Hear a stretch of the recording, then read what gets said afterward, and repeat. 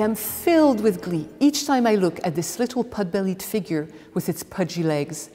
He just looks so graceful and full of joy, I want to join him in his dance. His name is Ganesha. He is thousands of years old, and he is the Hindu god of new beginnings. Even today, Ganesha is the most widely worshipped Hindu god. He's the god people pray to for help, to remove obstacles, to ensure success in business ventures. This sandstone carving comes from the 9th or the 10th century. It was created to decorate one of the many Hindu temples found throughout India. These temples were like vast storybooks, each sculpture telling one part of a particular myth. At the time, most people were illiterate, but they could read these sculptures.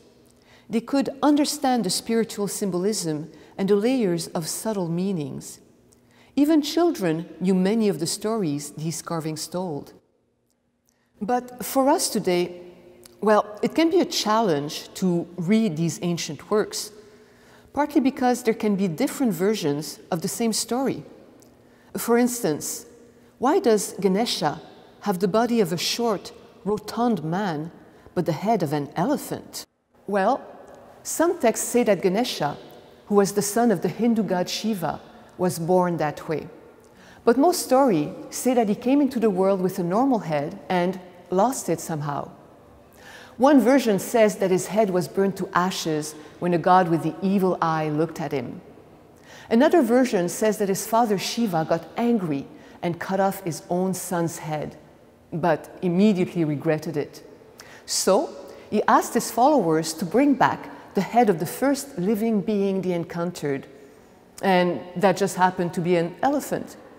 Still, they cut off its head, put it on Ganesha's body, and Shiva breathed life back into it. Interesting stories, aren't they? But what do they mean? And what does the elephant's head represent?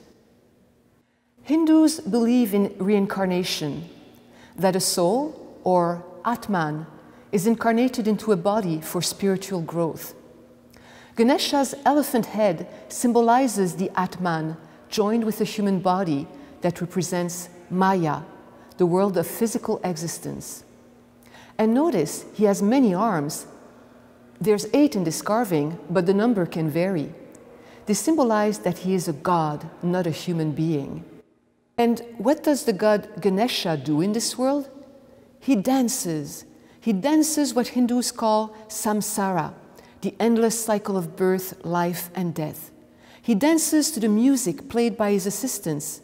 See them down at the bottom on either side of him.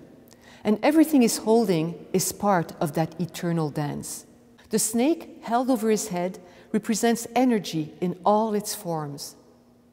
On his left, he's holding a lotus flower and a bowl of sweets. The lotus represents spiritual awakening, and the sweets symbolize the sweetness of the realized inner self. He's also holding an elephant goad or prod and his own broken tusk. He uses the goad to nudge humans towards the path of righteousness and truth. And the tusk? One story says he broke it off and used it as a pen to write out one of ancient India's spiritual epics. And see on his right?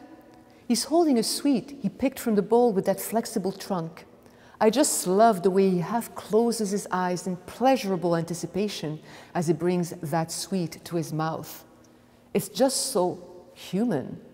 And even though today we may know little or nothing about its deeper meanings, we can still appreciate and enjoy this carving. It stands on its own as a work of art. This Ganesha might be made of sandstone, but you can practically see him moving and swaying in front of you.